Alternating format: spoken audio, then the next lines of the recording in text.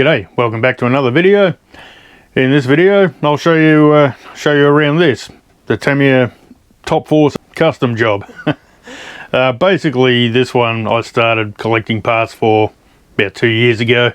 I'll leave a couple of videos up the top of videos that I made along the way collecting parts and so on. My initial plan was to make a replica of a Top Force Evolution, and then time went on. I used some parts for other cars and whatever, never really happened. And then there was talk of the EVO coming out, and of course it did come out, so I figured why bother. So I just figured I'd just go fully custom, and I've got a body from Revive RC. I'll give you a look at that now. So there we go, got no roof scoop, beautiful. Like as you can see on the others, they got the scoop on the top. I like it without the scoop. I actually like it with the scoop as well. So either way, it's good to have options. And he also made the under tray, of course. Beautiful. And it comes with a custom wing. Now, there's a couple of screws to hold it on, of course. The side plates, they go, I believe, yeah, there we go. Line the screw holes up. Yep, so it'll go like that. Beautiful. So anyway, I haven't really decided on a paint scheme for it. Basically the theme I'm going with is black and silver. Of course I've got these gold springs, and there's some brass parts here and there, like your ball joints and things. So yeah, basically it'll be black and silver with a touch of gold. So anyway, that's where I'm at so far. I think it's looking pretty good. Couple of things I will change. I don't like this writing here on the top plate. We know it's an RC car, it doesn't need to be printed on there. So what I'm thinking I'll do with that is I'll sand that off. I may just leave the Tamiya sign there and the Tamiya logo and High Performance RC. Maybe I'll leave that there, sand the rest of it off, give it a coat of clear, and we should be good. Maybe I'll use the long carbon technology stickers off the EVO. Not really sure. Still don't have a great plan for it. You know, it's sort of coming together as it goes along. Naturally, I wanted it nice and low. So the shocks I had a bit of an issue with, especially the front. It was basically the wheels were, you know, way down here, sitting up like that at the front. And the back was sitting too high as well. More on that later, but just quickly. All I did with the rear shocks was move them from this lower hole here up to the top hole. Done.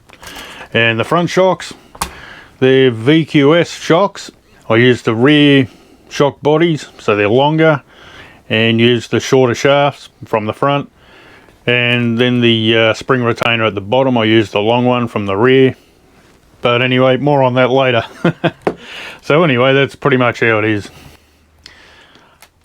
So underneath we've got nice carbon, got the alloy bits on the front there.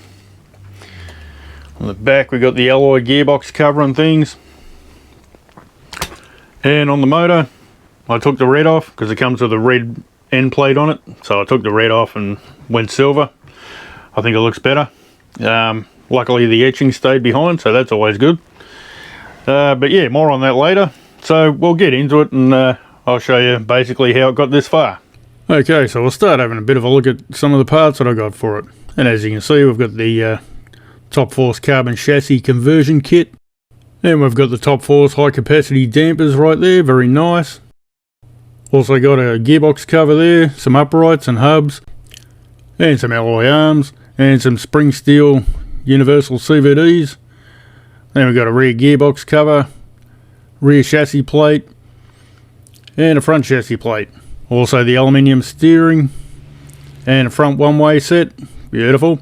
I also managed to find an original new in packet full set of Top Force Evolution turnbuckles off the original Evolution. Pretty happy with that, but they did cost a week's wage. So a few extra things I got just recently. Got the aluminium prop shaft there. I will take the blue off that and make it silver. And same with the motor mount. Got the black one, alloy motor mount. So I'll take the black off so it's silver. And we've got the alloy front shock mount there. Should look pretty cool. And I thought, why not go for a set of alloy servo mounts as well. I've got the high-speed gear set, but I don't think I'll end up using them because it's going to be brushless and it won't be a speedrun car. So anyway, got onto the alloy parts and cleaned them up using a bit of oven cleaner. Just spray it on and wait a few minutes, wash it off. Then I remembered I had no silver hexes. So a bit of oven cleaner and there they are. Nice silver ones, no blue anymore. So now the alloy parts are the right colour, we can finally start the build. And we start off with the ball diffs, and there they are, they're all built up, ready to go. From there it was straight onto the rear gearbox. So we've got the diff in and the end cover on. We've got the alloy prop shaft cup on there, and we've got the spur gear in there too. And of course using bearings throughout the build.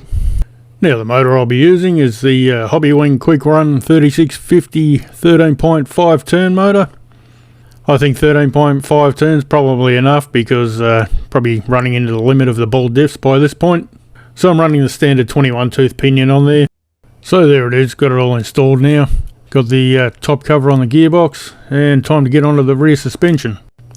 But before we do that, since I'm going with a black and silver theme, I wasn't happy with the red on the motor end plate. So I took the end plate off and gave that a drink of oven cleaner as well. Got the red anodizing off. And surprisingly the etching stayed behind, so that's good. We can still see what it is. So I think it just looks much better with the black and silver parts. So that's the motor all reinstalled again with the nice silver end plate on it. So we can get onto the rear suspension now. And there we go, it's all fitted up. Got those nice turnbuckles on there, looking good. Those screws in the shock tower, I will change them. I just don't like the look of them, so I'll probably change those to hex screws. I actually don't have the right ones right now, so I've done an order and I'll put them in later in the video. Now onto the front gearbox. As you can see, we've got the alloy bottom cover on there. Got the one-way set in there. And we've got the alloy output shaft for the prop shaft. Now moving on to the high cap shocks. They're all built up, looking good I think. You might notice the springs are gold instead of that strange yellow they put on the springs. Yeah, I took to them with a wire wheel on a Dremel and just got all the paint off. I think the gold looks a little bit better than that funny yellow. Now moving on to the front suspension. As you can see, it's all set up, looking pretty good. The only thing I don't like is the screws in the top and the bottom of the steering knuckles. They just stick out too far. I tried the EVO screws and they're a little bit better, but they still stick out. The steering knuckles are tight, there's no play or anything, so I guess as long as they don't hit the wheels, I'll be okay. If they do hit the wheels, I guess I'll take them out and just grind down the shoulders on them a little bit. Anyway, now it's time to fit up the shocks. Looking pretty good. Got the rear ones on there. And the front ones. As I say, I might change a lot of these screws later on, because I don't like the look of them. I just think nice black hex screws are going to look much better. From there, it's time to get onto the steering. And as you can see, it's working quite smoothly. Now I didn't use this alloy bar that goes between the two arms in the centre. It's just too flimsy I think. So I put a turnbuckle in there. And I used, instead of balls, I used these little sleeves that actually fit up inside the arm. They don't go right through, but they go through enough. And yeah, and just put a screw and a nut on it, done. Now I've got the front and rear gearboxes on. Got the alloy prop shaft in there, looking good. So we'll just have a quick look over how it's progressed so far, and I think it's come up pretty good. The next step will be the electrics and, you know, tidying up the wires and things like that. And then a little bit later we can put the top plate on and complete the chassis. Now we can have a look at it with just one of the short shocks fitted on, and you can see it's totally different. So I think that's going to sit quite nicely now. Naturally I went and took the yellow off those VQS springs as well, so they look nice gold. Now looking on the rears, they're just the Top Force rears. I was going to put spacers in them, but I didn't bother. I just moved the top mount there from the bottom hole up to the top. And yeah, I reckon that'll sit nicely too. So the issue with the front shocks was we buy these as Top Force 2017 high cap shocks. Problem with that is the original shock tower on the Top Force is up here somewhere. So basically the shocks are longer on the front, and the rear's not so bad, but yeah, really the problem is at the front. So a friend said, why don't you use VQS shocks, they're shorter. good idea. So I cracked open a bag and started pulling bits out, and I kind of sized them up against the Evo there. And that's when I worked out I needed longer bodies, so I used the rear bodies from the VQS, and I used the front shock shaft, and I used the rear spring retainers, and of course the front springs. Now you got to be careful with the front springs. It's hard to see, but the front shock's actually a tad narrower than the rears, so they probably, I can't really notice it too much, but they do sort of rub a little bit. I mean, it works fine, but every so often you can hear it scrape on the shock body. I don't think it's going to scratch it up too quickly, but over time it's probably going to wear away at the finish. Won't be an issue with this one because I don't plan on driving it a lot. I will give it quite a few runs though, around the yard and wherever. It's not just going to be a shelf piece, although that said, I don't really want to trash it. So it won't be at the skate park. So getting back to the shocks, I didn't run any. I've got the spacers in the front that it says to put in the VQS little leaflet comes with it, instructions. And the rears are just built as Top Force 2017 shocks. Now onto the wheels, and I use the standard Top Force Star Dish wheels. And you might have seen my last video, I dyed them black. And I've got standard Top Force tyres on there. So I did the white lettering and fitted them up, and there we go. Now we can have a close-up look at the chassis all around.